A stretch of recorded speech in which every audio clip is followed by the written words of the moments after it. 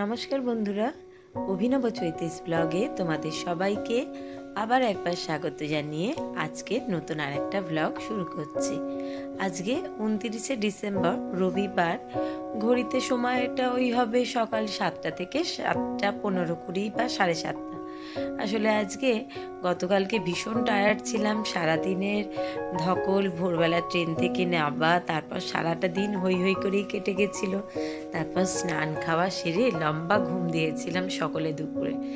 সন্ধেবেলা একটুখানি মেলায় বেরিয়ে একটু ঘোরাফেরা করে আবার রাত্রিবেলা তাড়াতাড়ি খাওয়া দাওয়া সেরে শুতে চলে গেছিলাম। আজকে সকালবেলা তাই উঠতে একটু লেট হয়েছে, আর সকালবেলা উঠেই দুজন মিলে একটু রেডি হয়ে বেরিয়ে পড়েছি, যাচ্ছি সি বিচে। দুজন মিলে দেখতেই পাচ্ছ সূর্যি মামা প্রায় মাথার উপরে। 7টা 7:30 বাজে, আর সি বিচের পাড়ে তো এই সময়তে বেশ ভালোই রোদ লাগে। ভোর ভোরটা আসলে বেশ ওখানটা রোদ্দুরটা কম থাকে, বসতে ভালো লাগে, একটু গরম গরম চা খেতে, সমুদ্রের ঢেউ দেখতে দেখতে বেশ সুন্দর লাগে। কিন্তু কি আর করা যাবে, আজকে একটু উঠতে লেট হয়ে গেছে, তাই কেউ আজকে আমাদের সঙ্গে আসেনি। রিকও ঘরে শুয়েই আছে, আর আমরা মোটামুটি যে এসছিলাম তাদের মধ্যে শুধু আমরাই রয়েছি, আর একটা ফ্যামিলি রয়েছে, বাদবাকি সবাই গেছে সাইট সিন দেখতে। এদিকে দেখো কত বড় একটা কচ্ছপ জলের ঢেউয়ে পাড়ে এসে পড়েছে। যদিও কচ্ছপটা মরা, মনে হচ্ছে রাত্রিবেলা তো জল বেড়ে যায়, সেই ঢেউয়েতে উঠে এসছে। একটা না, এখানে আরও একটা দেখছি। ওখানের কচ্ছপটা তো প্রায় অর্ধেকটা কুকুরে খেয়ে শেষ করে ফেলেছে, আর এখানেও একটা দেখো কত বড় কচ্ছপ পড়ে রয়েছে। কচ্ছপটা পুরোটাই দেখছি ঠিক আছে, কিন্তু চোখ দুটোতেই একটাতে একটু বেশি, মানে খুব বড় রকম চোট পেয়েছে। মনে হয় রাত্রিবেলা ওই মাছ ধরার ট্রলারগুলো যে যায় সেই সমস্ত কিছুতেই ধাক্কা লেগেছে, বা বড় কোনো জলজ প্রাণী, বড় কোনো মাছ, তাদের মধ্যে কোনো রকম মারামারি হোক, একটা চোখ দেখছি বিভৎস রকমভাবে খুবলে গেছে।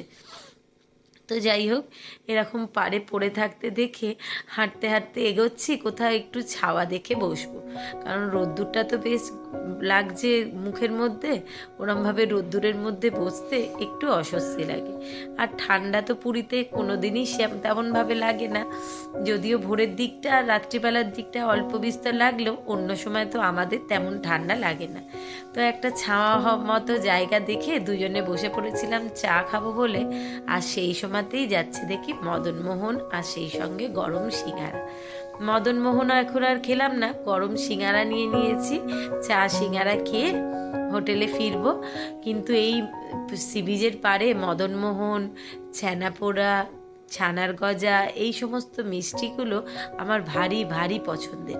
এত টেস্ট লাগে এই মিষ্টিগুলো যে মুখে বলে বোঝানো যাবে না। আর স্নান করতে আসা হোক, সকালের চা খাওয়ার পরে হোক, বা সন্ধেবেলা যখনই আসি না কেন, সি বিচে বসে এই মিষ্টি খাবার মজাটা কিন্তু আমার মারাত্মক রকম ভালো লাগে। শুধু আমরা না, আমার নয়, আমরা সকলেই ভীষণ ভালোবাসি। যদিও এখন রিক নেই, ও ঘরে শুয়ে রয়েছে, আর দাদা দুজনে চা খাবো, তাই জন্য আর মিষ্টি নিলাম না, শুধু চা, মানে চায়ের অর্ডার দিয়েছি। সিঙ্গারা খাওয়া হয়ে গেছে, এবার চা খেয়ে হোটেলে ফিরবো। সেখানে সকালবেলা জলখাবারে লুচি, কড়াইশুঁটি দিয়ে আলুর তরকারি, আর ফেরবার সময়তে তোমাদের দাদা আর আরেক দাদা, মানে তোমাদের দাদাদের অফিস কলিগ বন্ধু সুকেন্দুদা, দুজন মিলে গিয়ে জিলিপি কিনে এনেছিল। ওদের সকলেরই জলখাবার খাওয়া হয়ে গেছিল, কারণ ওরা আজকে কেউই সি বিচে যায়নি। আমরা যারা যাইনি তারা চলে এসেছি মাছের বাজারে। মাছের বাজারে এসে বিভিন্ন রকম মাছ দেখতে পাচ্ছি, বিশাল বিশাল রকম সাইজের ইলিশ, চিংড়ি, পমফ্লেট, কাঁকড়া। চিংড়ির তো ভ্যারাইটি রয়েছে, চাবড়া চিংড়ি, কুচো চিংড়ি, মাঝারে চিংড়ি, বাগদা, গলদা, বিভিন্ন রকম। সেই সঙ্গে কাতলা, রুই, পমফ্লেট তো আছেই। এবার এই মাছ খায় না তো ও ওই মাছ খায় না, এই সমস্ত ঠিক ঠিক করা হচ্ছে। সেই সঙ্গে বিশাল বড় বড় ভেটকি মাছও দেখতে পাচ্ছিলাম। ভেটকি মাছের কাঁটা, তো ওরা ঠিক করুক কি মাছ নেবে, ততক্ষণ মনে করলাম আমি একটু বাজারটা ঘুরে দেখি আর কোথায় কোথায় কি মাছ আছে। আজকে যদিও আমরা যারা যারা একসঙ্গে ঘুরতে এসেছি মানে 6টা ফ্যামিলি, তার মধ্যে 5টা ফ্যামিলি তো গতকাল সকালবেলা মানে পরশু রাত্রিবেলা ট্রেনে উঠে গতকাল সকালবেলা একসঙ্গেই নেমেছিলাম, আর একটা ফ্যামিলি তোমাদের দাদাদের আরেক বন্ধুরা তারা একসঙ্গে টিকিট হয়নি, তাই গতকাল সকালবেলা ওরা ট্রেনে উঠে রাত্রিবেলা নেমেছে। কিন্তু তারা সকলেই আজকে গেছে সাইট সিন দেখতে, আর আমরা দুটো ফ্যামিলি যাইনি সাইট সিন দেখতে, সেটা হচ্ছে আমরা আর সুখেন্দুদারদের একটা ফ্যামিলি, ওরা যায়নি।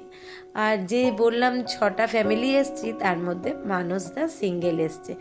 দিদি আসলে খুব একটা কোথাও বেরোতে পারে না তার প্রিয় পোষ্যের জন্য, মানে দাদা আর দিদি একসঙ্গে কোথাও ঘুরতে বেরোতে যেতে পারে না, তাদের পোষ্যের জন্য সবসময় একজন থাকে আর অন্যজন যায়। তো যাই হোক, আমরা সুখেন্দুদারা মানুষদা আর আমাদের 2 ছেলে মেয়েকে নিয়ে সবাই মিলে একসঙ্গে বাজারে ঘুরতে এসেছি। কি মাছ নেওয়া হবে, কি আনাজপাতি নেওয়া হবে সেই সমস্ত দেখিয়ে বাজার দোকান করে যে রান্নার ঠাকুর এসছে তাকে সব বুঝিয়ে বলে দিয়ে চলে যাব সি বিচে। আসলে এখানে তো তেমন কোনো কাজ নেই, আর হোটেলে এসে চুপচাপ বসে থাকতেও ভালো লাগে না, সব সময়তেই মনটা টানতে থাকে কতক্ষণে যাব সি বিচের পাড়ে বসে মদনমোহন খাবো, শশা মাখা, ডাবের জল, ডাবের শ্বাস আর সমুদ্রের ঢেউ, এই সব মিলিয়েই সময়টা বেশ সুন্দর কাটে। আর সবচেয়ে বড় কথা কি, এখানে জলবায়ুটাও আমার তো ভীষণ ভালো লাগে, কারণ এখানে আসলে দেখেছি খাবার দাবার খুব তাড়াতাড়ি হজম হয়ে যায় আর খুব ভীষণ রকম খিদেও পায়। এই একটু শশা খাচ্ছি তো পরের মুহূর্তে মনে হচ্ছে আবার একটু কিছু খেয়ে নিই, ওই মুহূর্তেই মদনমোহন বা ছানা পোড়া বা যে কোনো রকম কিছু খাবার কিনে খেলাম বা কোনো মাছ ভাজা, তারপরের মুহূর্তেই মনে হচ্ছে আবার একটু কিছু কিনে খাই। যাই হোক, সকলের পছন্দের মতো সকলে যেন যে মাছ খেতে পারবে সেরাম বুঝে একটা বড় সাইজের কাতলা মাছ, এই যে কাতলা মাছটা ছাড়ানো হচ্ছে দেখো, এই বিশাল বড় সাইজের একটা কাতলা মাছ নেওয়া হয়েছে। এটার প্রায় 5 থেকে 5.5 কিলো মতো ওজন হবে বলে মনে হয়। সেই মাছটা কাটাতে দিয়ে আর ওরা দেখতে গেছে আর কিছু মাছ যদি পছন্দের হয় নেয়া, তাহলে আর অন্যরকম কিছু রান্না হবে না। আজকে কথা হয়েছে মাছের মাথা দিয়ে ডাল, আলু ভাজা, এই মাছের কালিয়া আর অন্য যে কোনো একটা মাছের তরকারি হোক বা মাছ দিয়ে মাছের যে তেল বেরোবে সেই সমস্ত দিয়ে সবজি দিয়ে একটা তরকারি হোক বা অন্য কোনো মাছের ঝাল হোক, সেই রকম হবে। আসলে যারা সাইট সিন ঘুরতে গেছে তারাও তো সারা দিন মারাত্মক রকম পরিশ্রম হবে, মাথা ও মাথা দৌড়ানো, তারপর তারাও রাত্রিবেলায় এসে 2টো মাছ ভাত খেয়ে শান্তিতে একটু রেস্ট নিতে পারবে। তো আমরা এতবারই ঘুরতে এসে পুরীতে সাইট সিনে গেছি, এখন আর যেতে একেবারেই ইচ্ছা হয় না। মনে হয় শুধু শুধু একটা দিন সাইট সিন ঘুরে নষ্ট না করে সেই দিনটা বরং এখানেই ঘুরে বেরিয়ে সমুদ্রের পাড়ে বসে ঢেউ খাওয়া আর খাবার খেয়ে দিনটা কাটালে অনেক বেশি মজার হবে। তো মাছটা কাটানো মোটামুটি হয়ে এসছে, ততক্ষণে আমাদের ছেলে আর আমার যে আরেক বান্ধবী বা তোমাদের দাদার যে বন্ধু অফিস কলিগ এসছে, সুখেন্দুদার মেয়ে, 2জন মিলে আর ওই আন্টির সঙ্গে গেছে বাজারে ঘুরে দেখতে আর তাদের কি পছন্দ মতো মাছ বা অন্য কিছু জিনিস হয় সেই নেবে বলে। এখানে ও সামনের বাজারে যেরকম সমস্ত মাছ, কাঁকড়া, চিংড়ি সমস্ত রকম বিক্রি হচ্ছে, শঙ্কর মাছ থেকে চিংড়ি মাছ, পেছনটায় দেখো মাছের বাজারে পর পর কত বিশাল বড় বড় বটি নিয়ে কতজন মাছগুলিরা বসে রয়েছে। সেই মাছগুলো সুন্দর করে কেটে ধুয়ে ছাড়িয়ে পরিষ্কার করে আঁশ ছাড়িয়ে একদম রেডি করে দেবে। আসলে পুরীটা তো এমনই একটা জায়গা, বেশিরভাগ লোকই দল নিয়ে বা গ্রুপ করে আসে বা অনেকে বাসে করেও অনেকজন একসঙ্গে আসে। তো তারা সকলেই বেশিরভাগ হোটেলে না খেয়ে নিজেরা রান্না বান্না করে খাওয়াটাই বেশি পছন্দ করে। আর সেই জন্য এখানে বিভিন্ন রকম সুন্দর মাছ, আনাজ, সবজি বাজারের সঙ্গে এই সমস্ত মাছ বেছে দেয়া, রান্না করে দেওয়ার মতো সুব্যবস্থাও থাকে। এটা শুধু পুরীতে না, দীঘাতেও এরকম দেখেছি, অনেক জায়গাতেই সুন্দর করে মাছ কেটে বেছে দিয়ে দিলে কিনে বাজার থেকে তারা সুন্দর কেটে ধুয়ে বেছে পরিষ্কার করে রান্নাবান্না করে আবার হোটেলেও পৌঁছে দিয়ে যায়।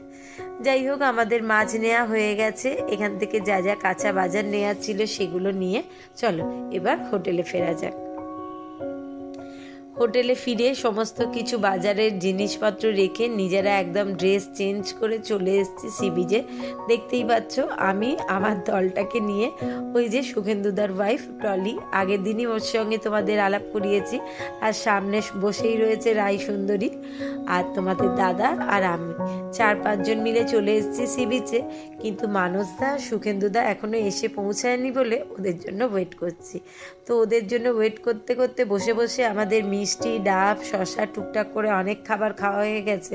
আসলে ওরা যেহেতু মানুষদের পায়ে একটু ব্যথা, একটু আস্তে হাঁটেন উনি, তো ওনার জন্য একটা রিক্সা ঠিক করা হয়েছে। উনি যখনই হোটেল থেকে বিচে আসছেন ওই রিক্সাওয়ালাকে ফোন করলেই উনি সঙ্গে সঙ্গে নিয়ে আসছেন, আবার হোটেল অবধি পৌঁছে দিয়ে আসছেন। তো উনি কোনো একটা ভাড়া নিয়ে একটু দূরে গেছিলেন, তাই উনি ভাড়া পৌঁছে দিয়ে তারপর ওদেরকে আবার হোটেল থেকে বিচে আনতে একটু সময় লাগাচ্ছে বলে আমরা বসে বসে যাই আসছে সামনে তাই টুকটুক করে খেয়ে নিচ্ছি। আর বাচ্চাগুলো ভীষণ রকম ছটপট করছে কতক্ষণে জলে যাবে। তো ওরা যতক্ষণ না আসছে আমরা তো জলে নামতে পারছিলাম না, ততক্ষণ মনে করলাম আমরা নিজেরা একটু ভিডিও করি, ছবি তুলি, টুকটাক যা খেতে ইচ্ছা করে খাই। এইপর সবাই মিলে বায়না ধরেছে, বিশেষ করে রিক আর রাই, যে উঠে চড়া হবে। তো উঠে তো 1-2 উঠবে না, আমরা ঠিক করলাম 4 জনই উঠবো। শুধু তোমাদের দাদা এখানে নিচে দাঁড়িয়ে আমাদের ফোন ব্যাগ সামলাবে, যদিও এখনো মানুষদা এসে পৌঁছায়নি তাই, আর সেই সঙ্গে আমাদের একটু ছবি ভিডিও তুলে দেবে। তো সেই জন্য মোটামুটি আগে রাই আর ডলি দুজনে উঠছে, আর পেছনের সিটে আমি আর রিক 4 জনে উঠবো। উঠে দাদা যতক্ষণ ভিডিও করবে ততক্ষণ ফোনগুলোকে সব ওর পকেটে গুছিয়ে রেখে দিলাম, কারণ এতগুলো ফোন নিয়ে উটের পিঠে চড়ে কে কোথা থেকে উল্টে পড়বো বা ফোনটা হাত থেকে পড়ে যাবে, পরে তখন ভীষণ সমস্যা হবে। তাই সমস্ত কিছু ওর দায়িত্বে দিয়ে চলো এবার উটের পিঠে চড়া যাক। জানি না আমরা উটের পিঠে উঠছি না উটকে অত্যাচার করছি, যাই হোক চড়তে ভীষণ মজা লাগে তাই উঠে পড়ছি। যাই হোক, কথা বলতে বলতে ভিডিওটা অনেক বড় হয়ে যাচ্ছে। আজকের ব্লগটা তাহলে এখানেই শেষ করছি। তোমরা সকলে ভালো থেকো, সুস্থ থেকো, সাবধানে থেকো। খুব শিগগিরই নতুন নতুন আরও মজার ব্লগ নিয়ে আসছি। তার আগে ভিডিওটা ভালো লাগলে অবশ্যই একটা লাইক করো, কমেন্ট বক্সে জানিও তোমরা কে কোথা থেকে আমার ব্লগগুলো দেখছো আর দেখে কেমন লাগছে। সেই সঙ্গে ভালো লাগলে যারা চ্যানেলটাকে ইউটিউব থেকে দেখছো তারা সাবস্ক্রাইব করে দিও, আর যারা ফেসবুক থেকে দেখছো তারা পেজটা ফলো করো। চলো উটের পিঠে 4 জনে উঠে বসে পড়েছি। এরপর আস্তে আস্তে তার পিঠে চড়ে দুলকি জালে সমুদ্রের পুরো পাড়টা ঘুরে দেখা যাক।